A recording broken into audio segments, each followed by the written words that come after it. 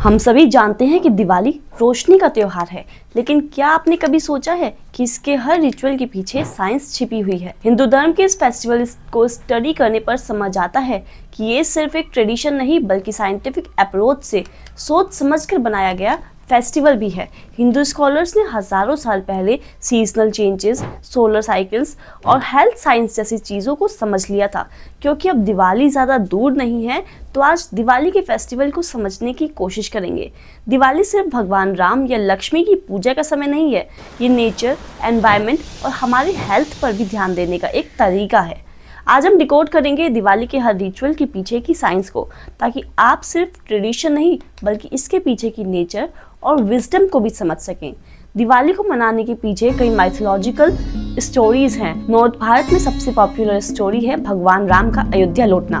वर्षों के वनवास और रावण के वध के बाद जब राम अपने घर वापस लौटे तो पूरे अयोध्या शहर में दीप जलाकर उनका स्वागत किया गया। यही दीप जलाने की परंपरा आज भी हर घर में निभाई जाती है और इसी ने दिवाली को दीपों का त्योहार बनाया। इसके अलावा लक्ष्मी पूजा भी दिवाली का एक अहम हिस्सा है। जब देवता और असुरों के बीच निरंतर युद्ध होने लगे तो असुरों ने एक बार देवताओं को हरा दिया। इसकी वजह था ऋषि दुर्वासा का श्राप। दरअसल ऋषि ने घोर तपस्या से एक माला हासिल की थी जिसे उन्होंने देवराज इंद्र को सौंप दिया था। इंद्र ने इस माला को अपने हाथी ऐरावत को पहना दिया था, जिसको हाथी ने जमीन पर गिरा दिया था।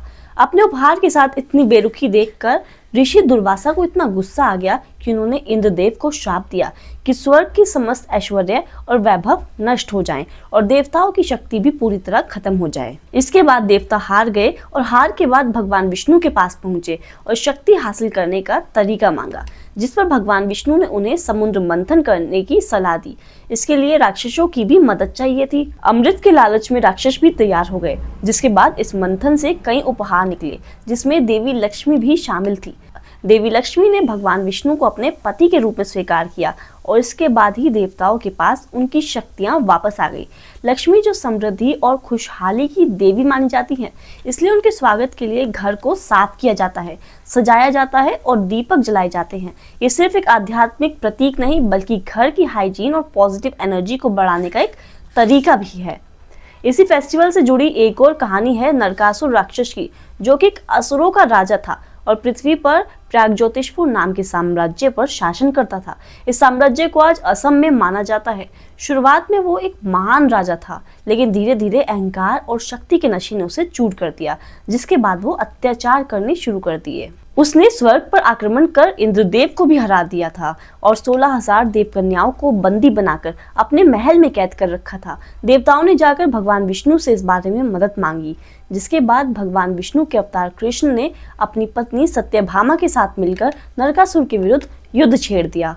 कथाओं के अनुसार नरकासुर को यह वरदान था कि उसे केवल उसकी माँ के हाथों से ही मारा जा सकता है, लेकिन उसकी माँ भूदेवी थी, इसलिए उसे विश्वास था कि उसे कभी कोई मार ही नहीं सकता। युद्ध के दौरान नरकासुर ने कृष्ण पर भीषण हमला किया।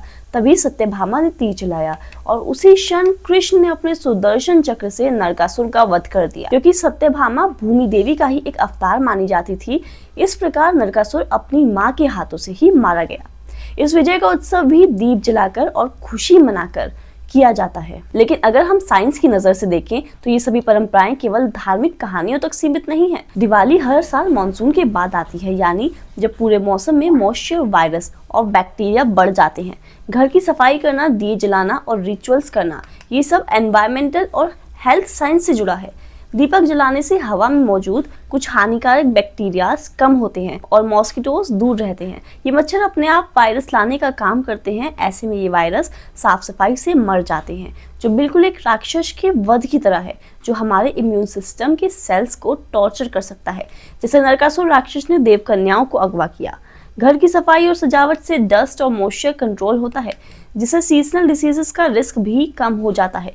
भारत के कई प्रदेशों में रिचुअल बाथ होती है, जिसमें हल्दी और प्राकृतिक तेलों का उपयोग होता है, जो स्किन को प्रोटेक्ट करता है और इन्फेक्शन से बचाता है। इन्फेक्शन से बचने पर पैसे बचते हैं, जिसे गॉडेस लक्ष्मी के अराइवल से जोड़कर देखा जा सकता है। स्वीट्स और ड्राई फ्रूट्स खाने से शरीर को एनर्जी मिलती है और इम्यून सिस्टम भी बूस्ट होता है। यानी चाहे माइथोलॉजी की दृष्टि से देखें या साइंस की, दिवाली हमेशा जीवन, स्वास्थ्य और पॉजिटिव एनर्जी को सेलिब्रेट करने का पर्व रही है। ये दर्शाता है कि हिंदू स्कॉलर्स ने अपनी कहानियों और ट्रेडिशंस के जरिए नेचर, एनवायरनमेंट और ह्यूमन वेलबींग का परफेक्ट बैलेंस सेंचुरी पहले ही समझ लिया था। अभी तक की बातों में केवल बिलीफ मिला है, लेकिन अब हम ट्रेडिशंस को साइंटिफिक अप्रोच से देखेंगे। दिवाली में दियों का महत्व सिर्फ रोशनी नहीं है। ऑयल लैंप्स का स्मोक नेचुरल डिसइंफेक्टेंट का काम करता है। इसमें आमतौर पर नीम का तेल डाला जाता था, जो मॉस्किटोज और इंसेक्ट्स को रिपेल करता था। नीम में एसिडिरेसिन, निम्बिन और क्वर्सेटिंग केमिकल्स मिलते हैं। मॉनसून के बाद एनवायरनमेंट में ह्यूमिडिटी और बैक्टीरिया भी बढ़ जाते हैं। दीपक जलाना घर को सैनिटाइज करने जैसा इफेक्ट होता है, क्योंकि जैसे ही इसकी लाइट के पास मच्छर आते हैं वो तुरंत जल जाते हैं। लेकिन अब चाइनीज लाइट के कारण मच्छर बच जाते हैं और बल्कि ज़्यादा ब्रीडिंग भी करते हैं। इस दौरान रिसर्च करते वक्त मुझे एक फनी फैक्ट भी मिला। कुछ लोगों ने दावा किया कि पुराने समय में रात को दीपक जलाना ह्यूमंस को विटामिन डी की कमी से बचाता था, क्योंकि कैंडल और ऑयल लैंप की रोशनी शरीर की इंटरनल क्लॉक को रेगुलेट करती है। लेकिन साइंटिफिक रिसर्चेस की माने तो ऐसा कोई सबूत या कोई स्टडी नहीं मिली है जो इस बात को प्रूव कर पाए। फिलहाल सनलाइट के अलावा विटामिन डी का कोई और सोर्स उपलब्ध नहीं है। दिवाली का त्योहार अक्सर मानसून के बाद आता है, जब घरों में नमी और धूल बढ़ जाती है। नमी के कारण माइक्रोब्स और फंगी का खतरा भी बढ़ जाता है, जो स्वास्थ्य के लिए बेहद हानिकारक हो सकता है। इसलिए हमारे पूर्वजों ने घर की सफाई और वेंटिलेशन रखने को सिर्फ सजावट नहीं, बल्कि स्वास्थ्य की दृष्टि से भी महत्वपूर्ण माना। दिवाली के समय की पारंपरिक सफाई में जड़ी बूटियों और हल्दी जैसे प्राकृतिक पदार्थों का इस्तेमाल किया जाता था। उदाहरण के लिए हल्दी का पेस्ट लगाया जाता था, जिसमें कर्क्यूमिन केमिकल प्रेजेंट होता है। कर्क्यूमिन में मजबूत एंटीबैक्टीरियल और एंटी फंगल गुण होते हैं, जो त्वचा और घर की सतह को फंगल इन्फेक्शन से बचाती है। इसी तरह चने के आटे और चंदन का उपयोग भी त्वचा को साफ करने और संक्रमण से बचाने के लिए किया जाता था। सिर्फ घर की सफाई ही नहीं, बल्कि दिवाली से पहले किया जाने वाला रिचुअल बाथ यानी विशेष स्नान और उपटन का महत्व भी इसी स्वास्थ्य चेतना से जुड़ा था। मॉनसून के बाद त्वचा पर संक्रमण या फंगल इन्फेक्शन बढ़ सकते हैं, इसलिए टर्मरिक, ग्राम फ्लोर, सैंडलवुड पाउडर जैसी सामग्री का लेप शरीर पर लगाया जाता था। ये एक प्रोटेक्टिव लेयर बना देता था, जिससे त्वचा को संक्रमण और धूल से सुरक्षा मिलती थी।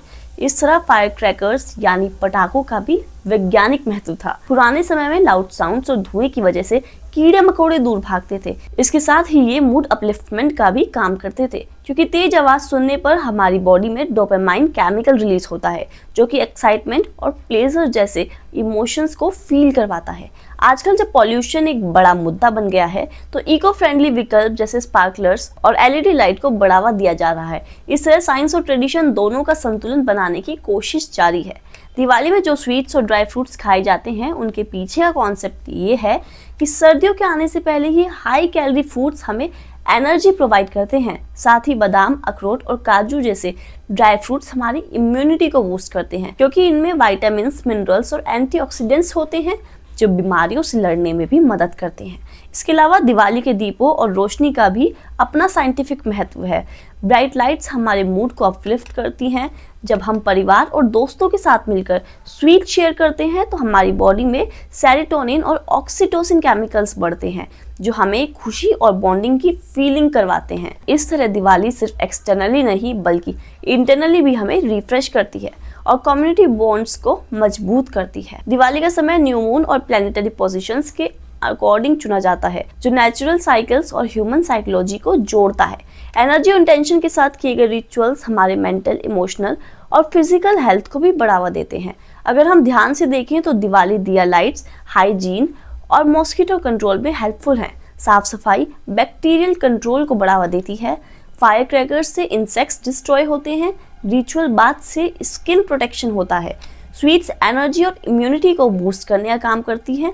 वही फैमिली और सोशल गैदरिंग से इमोशनल वेलबींग फिक्स होती है। यानी हिंदू स्कॉलर्स ने सेंचुरीज पहले ही ये समझ लिया था कि दिवाली केवल एक आध्यात्मिक महत्व नहीं है, बल्कि ये माइंड, बॉडी और सोसाइटी को रीसेट करने वाला फेस्टिवल है, जिसमें साइंस, हेल्थ और हैप्पीनेस सभी का परफेक्ट बैलेंस है।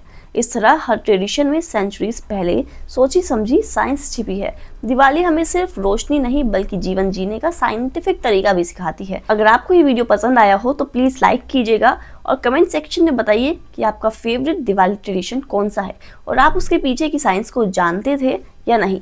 नमस्कार।